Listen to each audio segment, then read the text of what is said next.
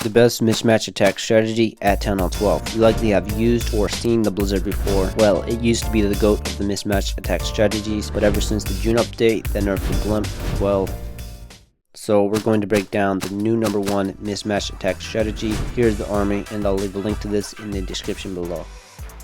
We're going to deploy this Hound to target the air defense. Now the Blimp right behind the Hound, and this Hound is tanking for this Blimp. Now we're going to wait till this Blimp gets right next to the Town Hall. We're going to drop that and have an invis spell already deployed. The clone spell, the rage, and our second invis spell right after that. 1, 2, 3, 4. Third invis spell, and 1, 2, 3, 4, our fourth invis spell. And looks like we got the Town Hall and Eagle. Really great value. Sometimes if you need to, you can use your fifth invis, but generally it should only take 4. Now we're going to begin up on this top right corner with the baby dragon to help kind of funnel, and we're going to funnel for the Sui heroes. And our main goal of the Sui's heroes is to kind of open up this base into a C shape, and we're going to work off that initial Blimp drop. We're going to break the wall for these heroes, and our main goal with these heroes is to take out this compartment right here and ultimately that scatter shot. But definitely by far the most important thing here is just the funneling. We're going to drop this invis for this queen, and that's what you can do when you have an extra invis. Generally it's best used with the heroes. We're going to pop the queen's ability, and it looks like they do get the scatter shot and do a really great job of turning this base into a C shape. And so now we're going to start down here on the bottom side, spam these Z-Drags and the remainder of loons.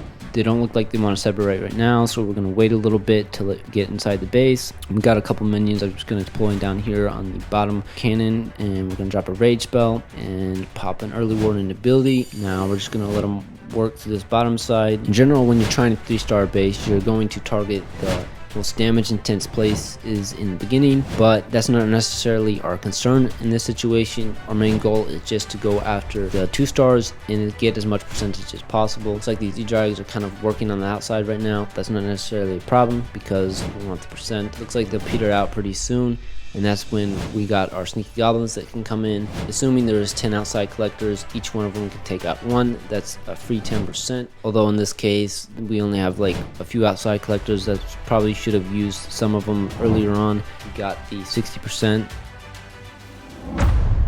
So what happens if you encounter a base with no core air defenses? Well, that's where the second version of this attack can come in. And on this base, since we got no core air defenses, we're not going to use a Hound, but we're going to replace that with an extra E-Drag. First thing, we're going to spam in some loons, then the Blimp right behind that, then the Warden on air mode. We're going to drop a haste spell, but we're going to pop an early Warden ability right before that Blimp exits the Warden's Eternal Tome. We're going to drop our invis right as the Blimp pops, and we're going to drop this clone in the rage. Now the second invis, 1, 2, 3, 4.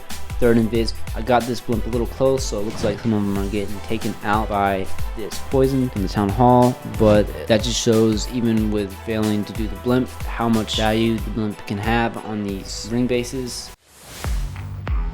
Going to break down this outside of this ring to kind of make a C shape, gather percentage. We're not necessarily worried about taking on the major defenses with these heroes, and we're going to pretty soon start in with the E-Drags up on this right corner.